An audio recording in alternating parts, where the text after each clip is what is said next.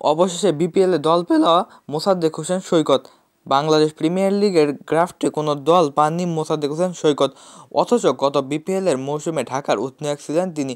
অবশেষে সিলেট পর্ব শুরুর আগে চিত্রনায়ক শাকিব খানের দল কিনেছে তাকে। 29 বছর বয়সী এই জাতীয় দলের প্লেয়ার বিপিএল ড্রাফটে দল না পেয়ে হতাশা প্রকাশ করেছে অনেকে। তবে টুর্নামেন্টের মাঝপথে এসে দল পাবেন আশা করেছিলেন তিনি। কথায় আছে, কারো পৌষ মাস, কারো তো সর্বনাশ। চোটে পড়া আসিফ হাসানের বদলি মোসাদ্দেককে ভিড়িয়েছে ঢাকা পর্বের প্রথম 3 ম্যাচ হারা ঢাকা ক্যাপিটালসের প্রধান কোচের দায়িত্বে আছে খালেদ মাহমুদ সুজনের অধীনে পূর্বে ভালো খেলার বদৌলতে দলে জায়গা করে নিয়েছেন মোসাদ্দেক হোসেন সৈকত, এমনটাই ধারণা করা হচ্ছে।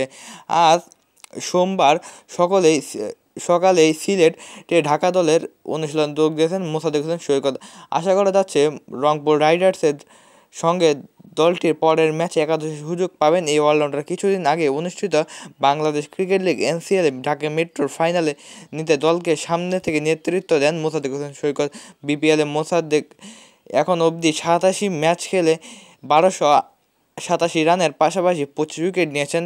2016 সালে ঢাকা ডায়নামাইটস এবং 2023 সালে কুমিল্লা ভিক্টোরিয়ান হয়ে ট্রফি জিতেছেন।